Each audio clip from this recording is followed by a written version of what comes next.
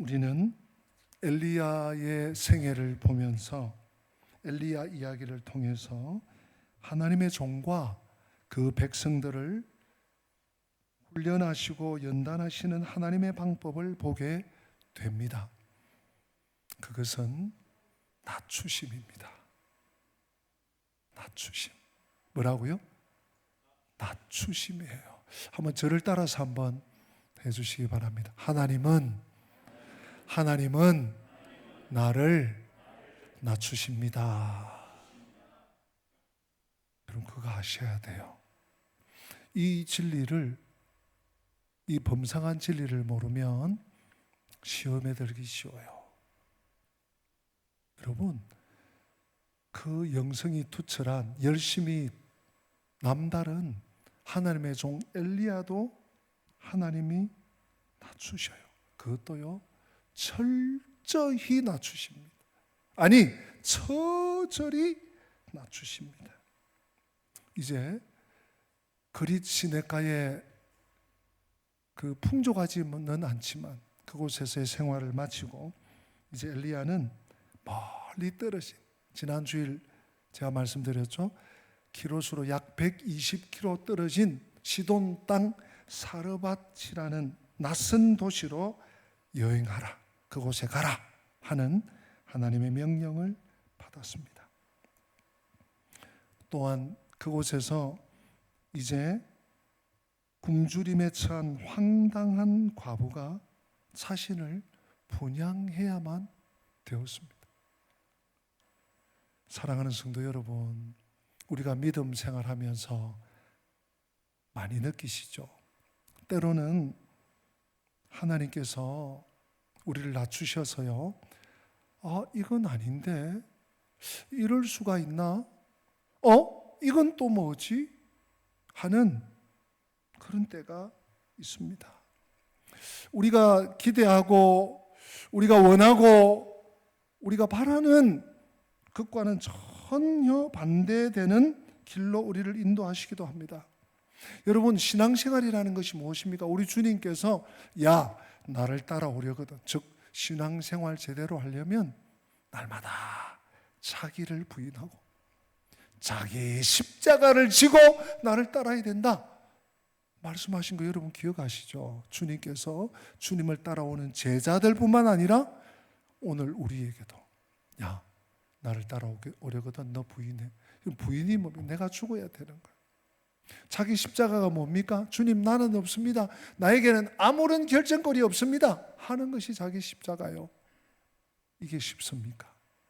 이게 간단히 그래 이론적으로 내가 알았어 한다고 되어질 일이 아닙니다. 얼마나 어려운지요. 오늘 엘리야가 하나님 앞에 서 있습니다. 하나님의 말씀을 9절에 듣고 10절에 이렇게 나옵니다. 엘리야가 일어나 사르밧으로 가서 성문에 이를 때에 누가 나옵니까? 한 과부가 그곳에서 나뭇가지를 줍고 있어요. 누군지 모릅니다. 엘리야도 모르고 그 여인이 엘리야가 왔는지 누가 왔는지 한 외간 남자 온 정도밖에 모릅니다. 여러분 지난 주일 사르밧이 어떤 곳이라고 그랬습니까? 금속을 녹이는 도가니, 금속을 녹이는 도가니를 의미하는 그 어근에서 유래한 정련이라고 설명을 드렸죠. 그런 곳이 사르밧입니다. 하나님은 당신의 사랑하는 종을 불순물을 제거하고 교만을 녹이는 곳 사르밧으로 보내시는 거예요. 여러분 내 안에 있는 묵은 때, 묵은 찌꺼기, 묵은 죄악, 묵은 허물, 이게 그냥 서르르 벗겨지지 않습니다. 사르밧으로 가야 돼요. 금속을 재련할 뿐만 아니라 우리 마음을 재련하는 그 재련소 사르밧으로 가야 하는 것입니다. 그런데 그곳에서 막상 만난 여인은 너무너무 가난해서 여러분 연료가 없어요. 물론 그 당시 다 연료가 궁핍하고 핍절한 때긴 합니다. 그런데 가서 나뭇가지 몇 개를 주워다 구해줄 하인마저도 없습니다. 엘리야는 그녀를 보면서 무슨 생각을 했을까요? 하나님이 인도하신 게 맞나? 아니, 하나님의 음성을, 하나님의 말씀을 내가 제대로 듣기는 한 걸까? 10절 이어집니다. 여러분 계속 말씀을 보세요.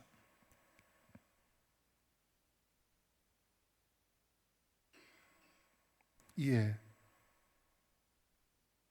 불러 이르되, 찾으셨나요? 이에 불러 이르되, 같이 한번 읽어보겠습니다. 시작. 청하건대 그릇에 물을 조금 가져다가 내가 마시게 하라. 엘리야가 뭔가 지금 이렇게 온 것 같아. 그래서 그 여인에게, 여러분 먼 길을 걸어왔으니까 얼마나 목도 마르겠어요. 물을 좀 마시게 하라. 네. 물을 좀 마시게 하라. 오늘 10절부터 12절 같이 읽은 이 말씀, 이 상황이 선지자가 하나님이 정하신 목적지에 도착했을 때 직면한 상황 그리고 현실이었습니다. 여러분, 우리가 그렇지 않습니까? 하나님께 기도하고 하나님의 약속을 받고 하나님의 말씀을 받고 그러면 뭘 하죠? 하나님 뭔가 역사하시겠구나, 하나님 뭔가 좋은 걸 주시겠구나, 잔뜩 기대를 하고 있어요. 그리고 그날이 딱 되어서 그곳에 가서 그 사람이 왔어. 아니야 눈을 비벼요. 아니야. 엘리야가 그랬지 않겠나 싶어요. 사랑하는 성도 여러분, 제가 사랑하는 한 구절이 있는데요, 시편 37편 3절인데 이것을 우리 번역과 조금 다릅니다. 현대인의 성경이라는 번역이 있습니다. 제 목양실에 책꽂이에 있는데 그 번역을 제가 한번 가지고 와봤습니다. 우리 같이 한번 읽어봤으면 좋겠습니다. 같이 읽어볼까요? 여호와를 신뢰하고 선을 행하라. 그러면 너희가 땅에서 하나님의 신실하심으로 번영을 누리며 안전하게 살 것이다. 우리가 가지고 있는 개역 개정도 나쁘진 않아요.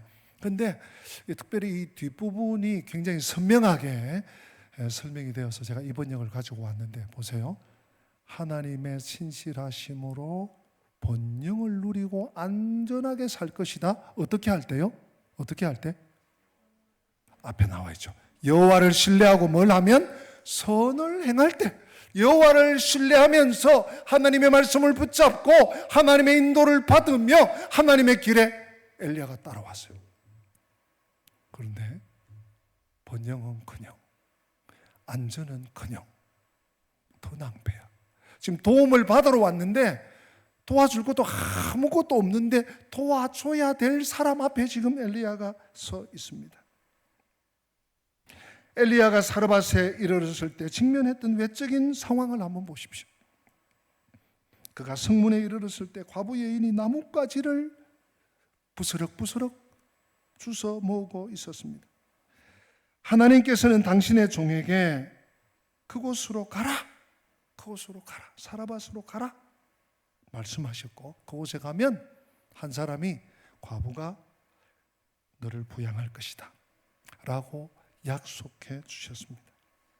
그런데 그 과부의 이름이 무엇인지, 어디에 사는지, 그 집이 어딘지, 그 사람의 특징이 뭔지 알아볼 수 있는 게 뭔지 아무것도 없어요. 엘리야는, 선지자는 아무것도 모릅니다. 오늘 이 본문에서 여기 나오는 이 과부 그녀는 엘리야를 만나기 위해 일부러 나온 것처럼 보이지만 여러분, 그렇지 않습니다. 엘리야는 그녀를 알지 못했고 이 과부 여인도 엘리야를 알지 못했습니다.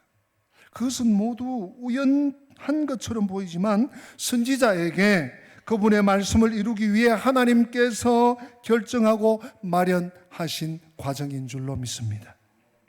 이 세상에는 아무리 크고 작든 우연히 일어나는 일은 없습니다. 하나님의 작정 중에 있습니다. 이 작정교리예요. 작전이 아니고 작정. 하나님의 예비하심, 하나님의 예정하심. 참새 한 마리도 하나님이 명하시지 않으면 떨어지지 못합니다. 우리의 길이 그렇습니다. 우리 인생의 길이 그렇습니다. 또 한 가지, 또 한 말씀을 볼까요? 시편 37편, 아까 37편, 이번에는 23절이 되겠습니다. 우리 23절 다 같이 한번 읽어보십시다. 여호와께서 사람의 걸음을 정하시고 그의 길을, 여호와께서 뭘 정하신다고요?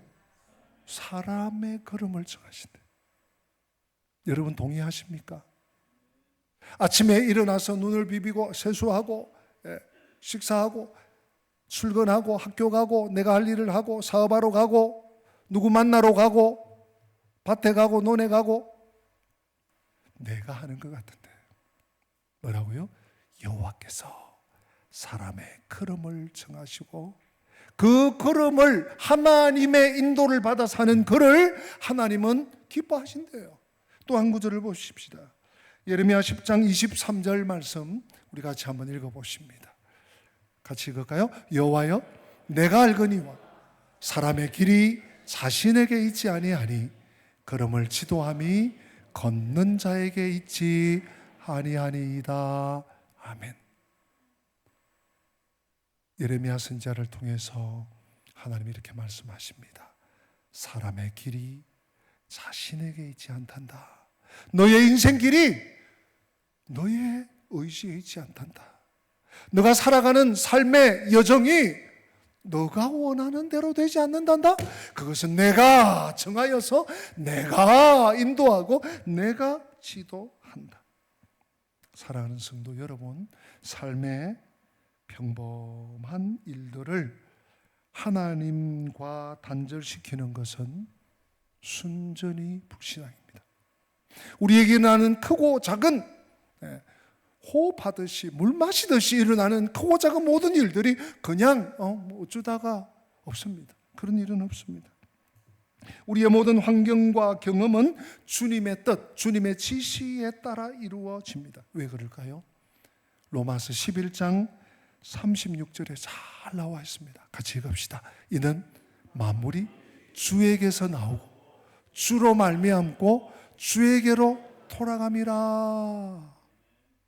계획하신 분도 허락하신 분도 예정하신 분도 주신 분도 여호와 하나님이시고 결국 그 모든 것은 주께로 다시 돌아가게 되어 있는 것입니다. 내가 아무리 움켜져도 내가 아무리 숨겨도 내가 아무리 감추어도 우리에게 일어난 모든 일에서 그러므로 우리는 하나님의 인도와 손길과 숨결을 느끼는 거룩한 습관을 가졌으면 좋겠습니다. 그냥 그럴 수도 있겠고 그랬겠지 하나님을 잊어버리고 하나님을 잃어버리고 주님을 향한 그 길과 줄을 놓쳐버리고 산다면 그만큼 손해입니다. 하나님께서 일하실 때는 항상입니다. 하나님께서 어떤 일을 행하실 때는요, 항상 양쪽 끝에서 일하십니다. 하나님은 한쪽 그 가지만 붙잡고 일하지 않으셔요. 하나님은 항상 양쪽 끝을 붙들고 일하십니다. 무슨 말인고, 무슨 말씀인고 할 텐데 이런 일이죠. 성경에 야곱이 기근이 들었습니다. 참다 11명의 아들을 봅니다. 야, 애굽에는 곡식이 넘친단다. 야, 다른 집은 다 가서 사오는데 너희들도 좀 가서 사와 하고 아이들을 풉니다. 11명, 르우벤부터 시작해서 베냐민까지 11명의 아들을 보냅니다. 그랬더니 요셉은 지금 어디 있습니까? 이집트에 있어요. 요셉이 식구들에게 줄 양식을 풍성하게, 푸짐하게, 넘치게 담아서 보냅니다. 이스라엘의 정탐꾼들이 여리고로 돌아갔습니다. 야, 우리가 정복할 수 있나? 정복할 만하나?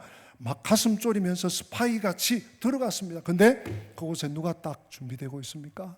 라합이라고 하는 듣도 보도 못한 기생 출신의 여인이 첩보원같이 그들을 기다리고 있네요. 그리고 그들을 안전하게 보호했다가 보내줘요.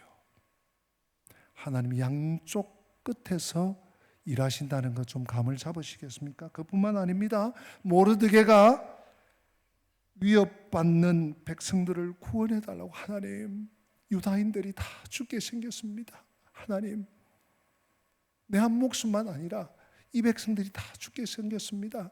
우리를 구해 주십시오 하고 기도할 때, 하나님께 메어 달릴 때, 하나님께서는 아수에로 왕의 잠을 못 이루게 하시고 그에게 국사를, 우리나라의 역사를 펼쳐서 보게 해요. 그리고 이 모르드게에게 내가 해준 게 뭐지? 부관에게 묻습니다. 아무것도 안 했습니다. 하나님께서 왕의 손을 통해서 모르드게를 높이셔요. 그래서 함부로 하지 못하게 만듭니다. 에디오피아 내시가 하나님의 말씀을 이해하기를 원하고 깨닫기를 원할 때 그 마차 안으로 하나님께서는 빌립 집사님을 보내어서 하나님의 말씀을 깨닫고 이해하고 알게 해줍니다. 설명해 줍니다. 고넬료가 복음의 문을 열어달라고 기도하고 하나님께 메어 달릴 때 하나님은 베드로를 부르셔서 고넬료의 집을 신방하게 만들고 그곳에서 말씀을 전했을 때 성령의 기름 부으심이 나타났습니다. 하나님은 양쪽 끝에서 일하십니다. 항상 그렇습니다. 마찬가지로 엘리야가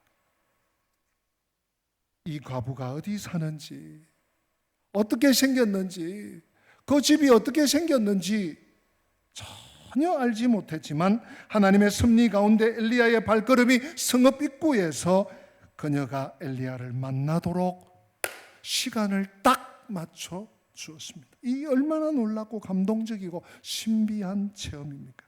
이것은 엘리야처럼 신령한 사람, 엘리야처럼 선지자급이나 되는 사람이나 그렇게 해, 그게 아니에요. 하나님 말씀은 그런 말씀이 아닙니다. 오늘 우리에게 얼마나 위로와 위안과 격려가 되는 말씀인지 몰라요. 내가 인생길 아무것도 모르지만 아까 시편 37편 말씀, 예레미야 말씀, 우리의 길을 하나님이 정하신다고요. 우리의 가는 길을 하나님께서 준비하신다고요. 그래서 하나님의 때에 펼쳐 주시는 것입니다. 그래서 오늘 11절 말씀으로 한번 가보십시다. 11절 같이 읽습니다. 그가 가지러 갈 때에 엘리야가 그를 불러 이르되 청하건대 내 손에 떡 한 조각을 내게로 가져오라. 오늘 설교 제목을 제가 사르밧의 현실이라고 주부에 적었는데요. 제 설교 원고에는 그리고 관로하고 얼음 깨기라는 부제를 붙였습니다. 그것까지 주보에 실기는 너무 긴 것 같아서 뺐는데요. 여러분, 이 본문을 볼 때 저 역시 마찬가지였습니다. 어땠습니까? 아니, 사르밧 과부는 먹을 것도 없고 지금 한때 한 끼의 거리밖에 없는데, 아니 그걸 하나님의 종이지만 그걸 내놓으라 그러나? 아니 좀 얻어먹을 때가 좀 따로 있지 그걸 내놓으라 그래? 언뜻 보면 얼마나 엘리야의 이 요청이 물 좀 마십시다 해서 물도로 가는데 잠깐 떡 한 조각 좀 갖다 주시오. 이 얘기가 얼마나 이기적인 요청같이 보일지 모르겠어요. 여러분, 이 얼음을 깨야 됩니다. 우리 마음을 꽉 잡고 있는 이 얼음 같은 벽을 깨야 돼요. 인간의 본성상 이 빈약한 자원을 가진 여인에게 이런 요구, 내 걸 먼저 좀 주셔. 내 지금 먼 길을 와서 시장에 120km를 사막길을 왔다니까? 그 말은 생략됐지만 하여튼 엘리야 입장은 그래요. 먹을 거 좀 갖다 주셔. 얼마나 이 요구가 참 탐탁지 않아서 이 내용을 아는 사람들이 분개할 가능성이 아주 많았을 것입니다. 그러나 여러분 아십시오. 그러나 실제로는 이 여인, 이 사르밧, 시돈 땅의 사르밧 과부 여인, 그녀가 가장 절실히 필요한 순간에 그녀를 만나러 오신 분이 하나님이시라는 것입니다. 이건요, 아무도 이 이면을, 이 배면을 아무도 못 읽어. 하나님의 마음을 가지지 않으면, 하나님의 시야와 하나님의 시각을 가지지 않으면 아무도 주봐라, 뭘 그달라 그래? 뭐 이런 일이 있어. 빼먹을 걸 빼먹어야지. 그러기 쉬워요. 여러분 그 얼음을 깨셔야 돼. 말씀 한 구절 보십시다. 이사야 30장 18절. 하나님의 마음이 어떤 마음인지 한번 보십시다. 이사야 30장 18절 같이 읽어보십니다. 그러나 여호와께서 기다리시나니 이는 너희에게 은혜를 베풀려 하시며 일어나시리니 이는 너희를 긍휼히 여기려 하심이라. 대저 여호와는 정의의 하나님이심이라. 그를 기다리는 자마다 복이 있도다. 여러분 믿으십니까? 별로 많이 안 믿으시네. 질문을 잘 못 들으셨나요? 그러나 여호와께서 기다리는 자에게, 하나님의 은혜를 바라는 자에게 은혜를 주시는 줄로 믿으십니까? 아멘이죠? 바로 그거예요. 하나님은 기다리는 자에게, 하나님을 앙망하는 자에게, 하나님을 의지하는 자에게, 하나님을 특별히 기다리며 참고 인내하는 자에게 하나님은 긍휼과 은혜의 복락의 강수를 내리시는 분입니다. 사르밧 과부, 신약 성경에 나옵니다. 그것도 우리 예수님께서 직접 사르밧 과부를 언급하세요.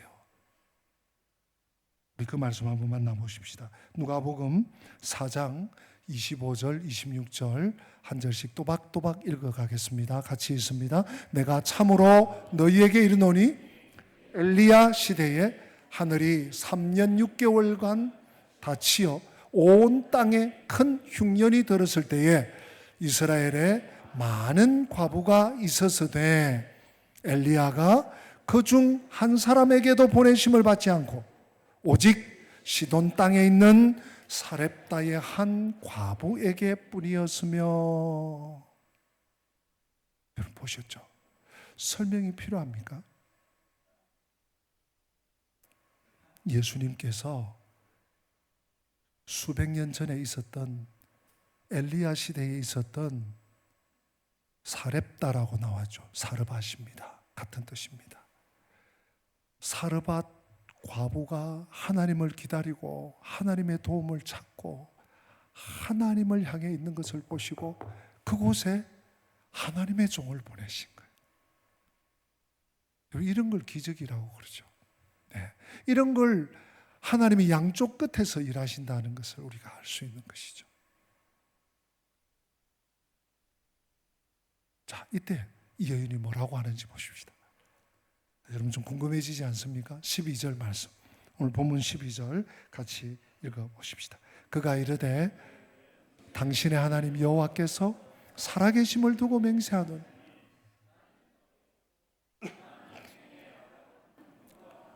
병에 기름 조금뿐이라 내가 나뭇가지 둘을 주어다가 나와 내 아들을 위하여 음식을 만들어 먹고 그 후에는 죽으리라.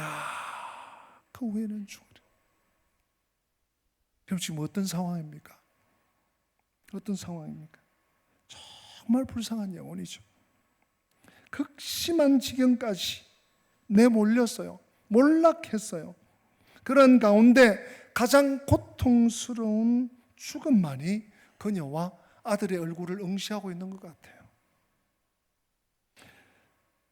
여기서 이 여인의, 이 과부의 말은 믿음의 언어가 아닙니다.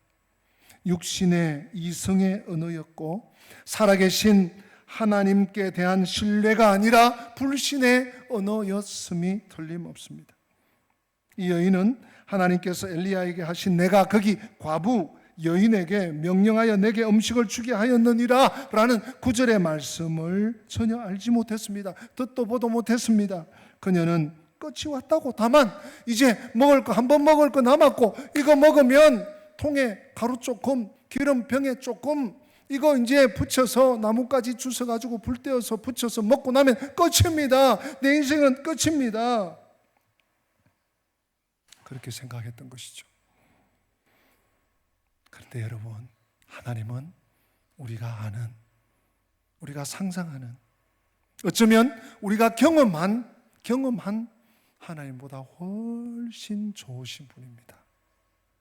하나님은 위대하신 분입니다. God is so good.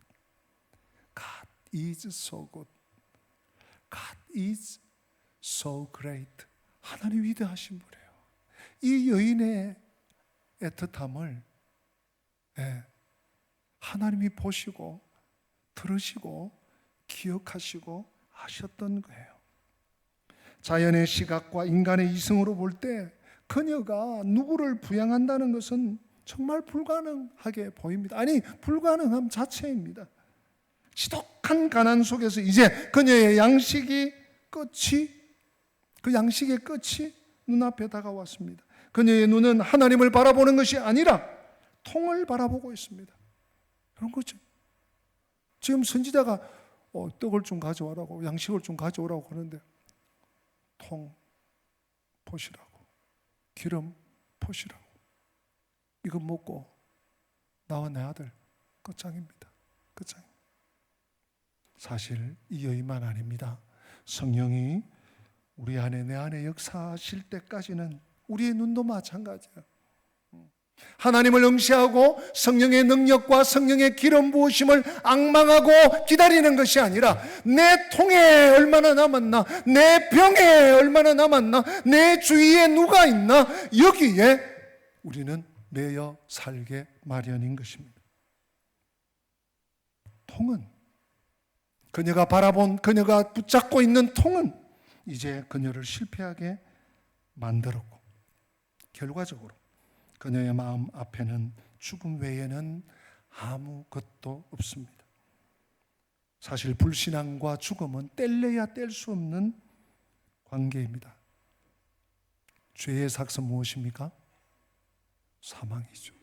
죄의 대가는 죽음이에요. 생명이 끝나는 거예요. 이 과부의 신뢰는, 이 과부가 붙던 것은 통과 나무 그릇에 있었습니다. 그 너머에는 아무런 희망도 아무런 소망도 보이지 않았습니다. 아직 그녀의 영혼은 죽음의 문제의 해결이 어디에 있는지 전혀 알지도 못했던 듯합니다. 그러나 여러분, 우리는 알고 있잖아요. 시편 68편 20절에 같이 한번 보실까요? 하나님은 우리에게 구원의 하나님이시라. 사망에서 벗어남은 주 여호와로 말미암거니와. 그럼 맞습니까? 하나님은 우리에게 구원의 하나님이 맞습니까? 나의 하나님은 구원의 하나님이 맞으십니까? 내가 사망에서 벗어남은, 내가 열심히 경주를 잘해서, 내가 힘을 길러서, 내가 능력을 길러서, 내가 체력을 키워서 벗어날 수 있는 것이 아닙니다. 하나님의 은혜로 구원받는 것입니다. 그럼에도 우리 모두는 밥통처럼 이 여인이 붙들고 있던 통, 그 밥통처럼 보잘것없는 것에 기대는 경향이 있습니다. 그리고 그렇게 하는 한 우리의 삶의 기대와 소망은 갈수록 희미하고 없어져 버리는 것입니다. 그러나 다른 한편으로 하나님의 손에 있는 작은 것, 그 통의 가루가 조금밖에 되지 않고 병의 기름이 얼마 안 되지만 그것이 하나님의 손에 들린다면, 그것이 하나님의 장중에 붙들린다면 저 언덕 위에 수백 마리, 수천 마리, 수만 마리의 살진 소보다 더 강력한 은혜가 될 줄로 믿습니다. 이것이 믿음의 확장성입니다. 여러분, 나에게는 믿음의 확장성이 있습니까? 그냥 믿음은 예수 그리스도께서 나를 위해서 죽으신 걸 내가 믿습니다. 나는 주님의 십자가의 보혈을 믿음으로 천국에 갈 줄 믿습니다. 그냥 천국 가는 믿음으로 끝나는 믿음이 아닙니다. 하나님이 우리에게 선물로 주신 그 구원의 진리의 도리는 믿음의 확장성이 있습니다. 하나님, 내가 할 수 없습니다. 하나님, 내가 도무지 아무런 힘도 없습니다. 그러나 이 모든 것이 주님의 손에 들려 있습니다. 그때 하나님의 역사가 일어나는 것입니다. 사실 제가 지난주에 우리 교단 신문인지 기독교 신문을 보면서 한참을 제 가슴을 좀 쓸어내린 기사가 하나 있었습니다. 다름이 아니라 지난해 2024년 우리 다른 나라도 아니에요. 우리나라, 우리 조국 대한민국의 2024년도 사살자 수예요. 제가 이 경건한 아침 시간에 점심때가 되었습니다만은 이런 예를 들기도 참 뭐한데요. 사살자 수가 1년에 14,872명이었어요. 작년에. 올해는 더 줄어들지 고만고만할지 더 늘어날지 모르겠습니다. 작년 통계입니다. 이 통계를 근거로 하면, 통계니까요, 정확한 것이죠. 하루에 40.6명이 죽어나고 있습니다. 우리 자유 대한민국에, 세계 10위권의 이 부강한 나라예요. 그것도 또 심각한, 그 기사의 또 심각한 내용은 20, 30대에도 늘지만 40대의 사망률이 훨씬 늘었다는, 암 발병해서 죽은 사람보다 자살해서 죽은 사람들이 더 많다는, 40대. 하나님 말씀만 알았어도, 하나님 말씀만 배웠어도, 하나님 말씀만 붙잡았어도, 그가 복음만 받았어도 죽지 않는 건데, 한 번 더 버텨보는 건데, 한 번 더 살아볼 용기를 얻을 수 있을 텐데. 사랑하는 성도 여러분, 믿음은 어려움에 사로잡히지 않고 모든 것을 가능하게 하시는 그분과 함께 함인 줄로 믿습니다. 우리 인생은 전혀 뜻하지 않는, 전혀 예상하지 못한 어려움에 직면할 수 있지만 조금도 어려움이 없는 하나님의 손에 붙들리는 것이 믿음입니다. 믿음은 상황에 사로잡히는 것이 아니라 상황 중에 계신 하나님과 함께 하는 것입니다.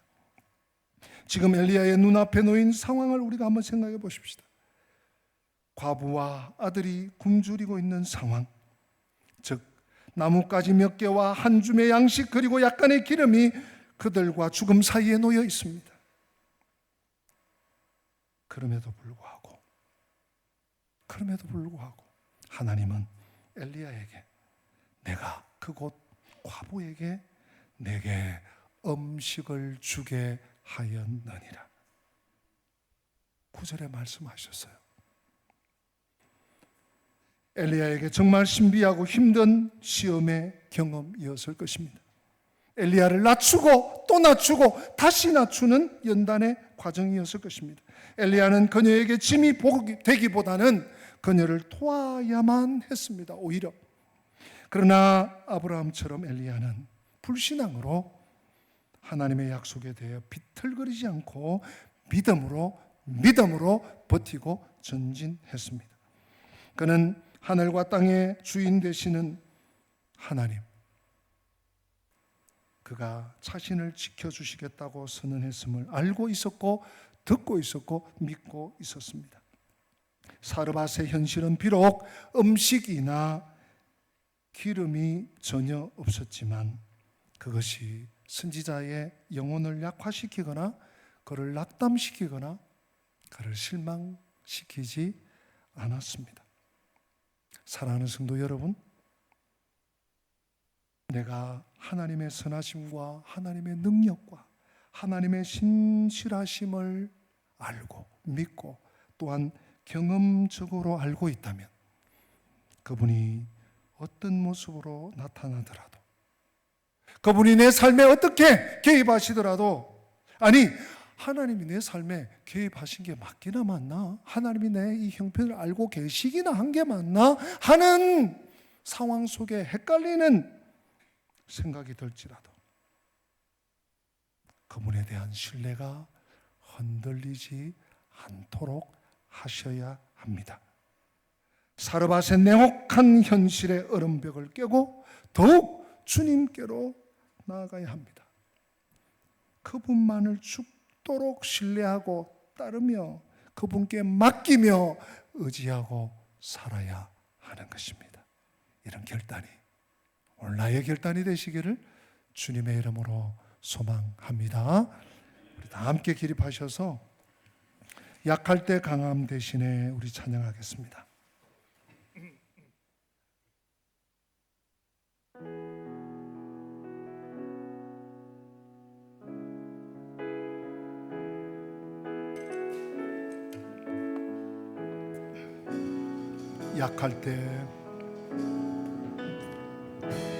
약할 때 강함 대신에 나의 보배가 되신 주 나의 모든 것. 주 안에 있는 보물을 나는 포기할 수 없네. 주 나의 모든 것. 예수 어린 양, 예수 어린 양 존귀한 이름. 예수 어린 양 존귀한 이름. 십자가 죄 사하셨네. 십자가 죄 사하셨네. 주님의 이름 찬양해. 주 나의 모든 것. 쓰러진 나를 세우고 나의 빈잔을 채우네. 주 나의 모든 것. 예수 어린 양, 예수 어린 양 존귀한 이름. 예수 어린 양 존귀한 이름. 살아계신 하나님, 우리 아버지, 우리의 삶이 때때로, 아니 무시로 사르밧 같은 냉혹한 현실이 찾아올 때가 있습니다. 하나님, 그러나 우리 한 사람 한 사람은 하나님이 손붙잡고 계신 하나님의 성도임을 믿습니다. 주님이 붙잡고 계신데 내가 손을 놓지 않도록, 주님이 나를 감싸고 계신데 내가 떠나 멀리 도망치지 않도록 성령으로 붙들어 주시옵소서. 이 한 주간 믿음으로 승리하게 하여 주시옵시고 하나님 말씀 붙잡고 기도하며 전진하는 엘리야 같은 믿음을 저희들에게도 허락하여 주시옵소서. 주 예수 그리스도의 은혜와 하나님 우리 아버지의 변함없는 사랑과 보혜사 성령님의 교통하심이 우리의 삶의 냉혹한 현실의 얼음을 깨고 믿음으로 성령의 능력으로 날마다 전진케 하시는 하나님만 의지하며 사는 온전한 주의 백성들로 살 수 있도록 인도함 받는 주의 성도들 되게 해주시기를 간절히 축원하옵나이다. 아멘. 아멘.